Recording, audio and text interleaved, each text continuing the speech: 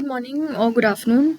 In the last class, we looked at how Mahatma Gandhi's entrance or the advent of Mahatma Gandhi, as it were, changed the nature of the nationalist movement. It went from being a movement led by particular some group of men, educated men, um, to now include a lot of different groups of people, right? Masses of people. And we talked about how Mahatma Gandhi conducted 3 local level satyagrahas. But by the 1918, there was, or by 1919, there happened this particular event or particular instance that made Gandhiji realize the need for not just a local satyagraha that was limited only to one city or one village, but a national satyagraha, right? Or an all India satyagraha. So, what was this national movement, or what happened that allowed Gandhiji to start basically a national level satyagraha, right?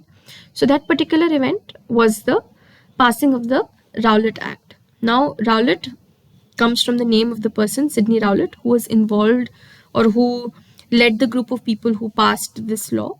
And what did this law say basically? The Rowlatt Act was passed in 1919, and it basically said that anybody basically who spoke against the government, the British government, or anybody who the British government did not like, basically, right?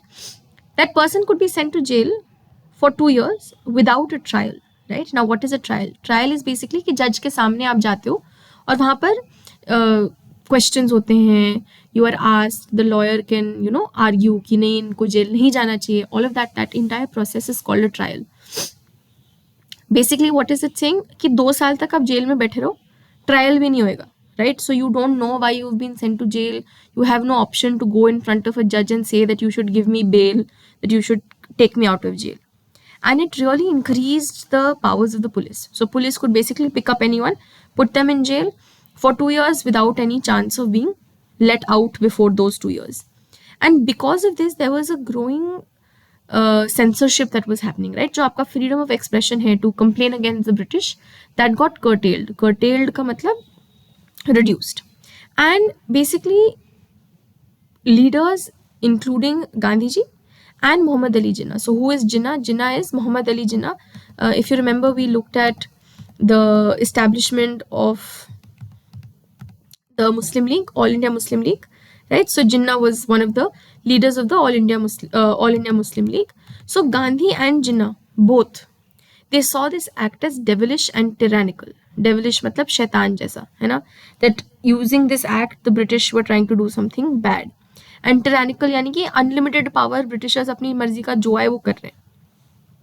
And basically Gandhi ji said that इस act के खिलाफ हमें एक सत्याग्रह शुरू करना चाहिए. And Indians should observe a day of humiliation and prayer. Now, why, if you see these words are I've given in double quote here, because they are given in double quotes in your textbook as well. And these words, these statements or these words can be picked up from the book and asked in the paper. So you should know, for example, कि Gandhiji and Jinnah referred to what as tyrannical and devilish, right? And basically Gandhiji said कि एक दिन, which was going to be 6th of April 1919, we will all be part of a non-violent movement where हम humiliation यानी कि humiliation का मतलब यहाँ insult वाला humiliation नहीं है, यहाँ पर humility वाला है कि हम शांति से तमीज़ में रहकर पीसफुली हम प्रे करेंगे, हम नॉन वायलेंटली ब्रिटिशर्स को दिखाएंगे that we are unhappy with this act. And across the country, Satyagraha सभास were formed. सत्याग्रह सभास का point क्या था? Basically to tell people कि सत्याग्रह में करना क्या है. गांधी जी को पता था, गांधी जी के फॉलोअर्स को पता था, but it's not like all Indians knew what a satyagraha was, right? So satyagraha sabhas were set up across different parts of the country to teach people कि सत्याग्रह में क्या करना है, लड़ाई नहीं करनी, हाथ नहीं उठाना, non-violently protest करना है. And this ultimately became a national level movement. But even then, it was mainly in cities, not in villages. And during this movement, Gandhiji and other leaders, they emphasized the importance of Hindu-Muslim unity. Because we'd already seen the British already trying to drive a wedge or try to divide the Hindus and the Muslims during the partition of Bengal. So they realized that there needed to be, चाहे हम कोई भी movement करेंगे, अगर we are showing the British that Hindus and Muslims are unified against the British, it would reduce the power of the British as well. Now, the point was that the British government obviously was not going to be like, okay, you please protest and we will not say anything. You will see this also as a cycle. Every time the Indians started a movement, especially one that was non-violent, the British response was always to respond with violence or repression. Now what is repression? Repression is किसी को force करके रोकना, वो जो भी action कर रहे हैं उनको repress करना using force, using weapons, using the threat of violence. जब आप किसी को रोकते हो तो आप उनको repress कर रहे हो. तो Britishers ये बार बार कर रहे थे. They tried to stop people, and the best example of this can be seen in the Jallianwala Bagh massacre. I'm sure many of you have heard of it. It's very likely that many of you have also been to see Jallianwala Bagh ka, jahan par the government has created a memorial, right? Now why is that day, that place important? Because that was a symbol of the brutality or the violence that the British could actually throw at the Indian people. वहाँ पर at the Jallianwala Bagh, basically people had gathered on the 13th of April to one, celebrate Baisakhi, but also some had also come to protest against the Rowlatt Act.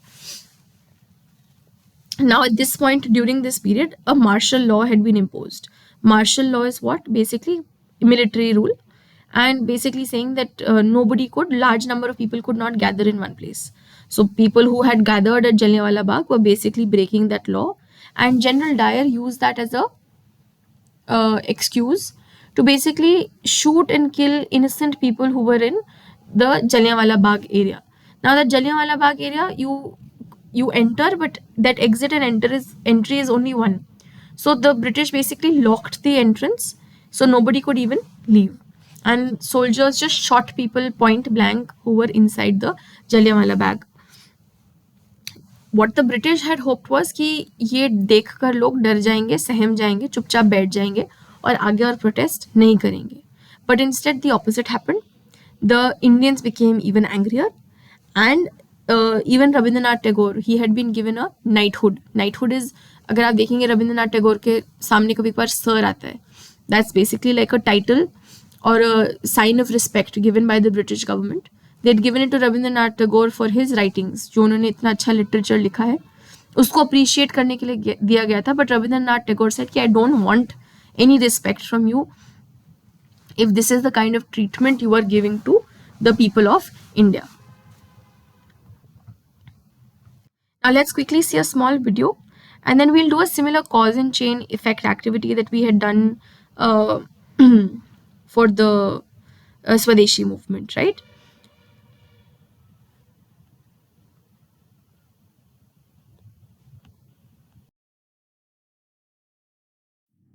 In the previous video, we had learned about Gandhi's rise as an important leader in India during World War I. In this topic, we are going to learn about his rise to prominence as a major nationalist figure and as a mass leader. In 1919, Gandhiji gave a call to people to join protests against the Rowlatt Act. But why do you think he and other Indians opposed the Rowlatt Act? This was because the act suppressed people's fundamental rights and strengthened police powers. Many leaders, including Gandhi and Muhammad Ali Jinnah, opposed the government's measure to curb people's rights, calling the act devilish and tyrannical.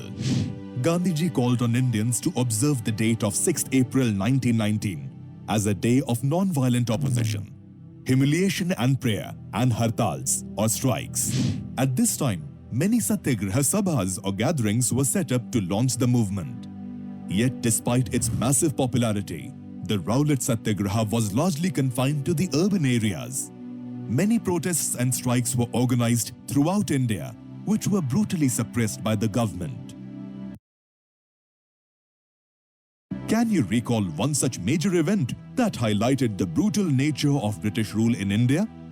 Yes, one such incident took place on 13th April 1919, on the occasion of Baisakhi at Amritsar, when the infamous Jallianwala Bagh massacre took place, where thousands of unarmed Indians were fired upon by General Dyer.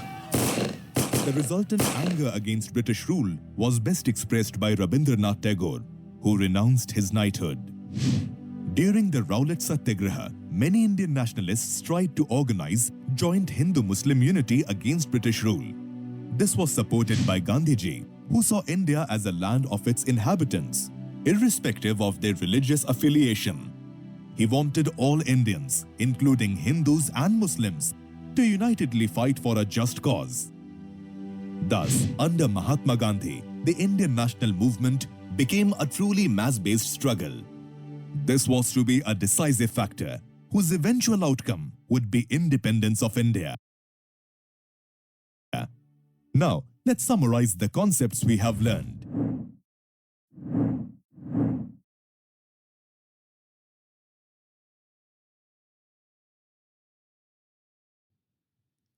Okay, so I hope this was clear. Now, the next part that I want to do is basically similar to the cause and effect chain that you had made for Swadeshi movement.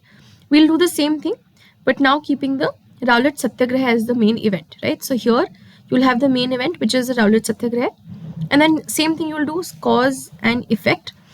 It is also possible that the effect of one something caused another action, right? So you can, I mean, beyond this chain, you can add to that chain as well, right?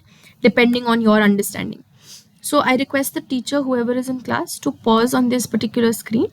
These are again the keywords for the Rowlatt Satyagraha cause and effect chain. Everyone to make this in their notebooks, and I'll check it when I'm checking notebooks for this chapter. Thank you.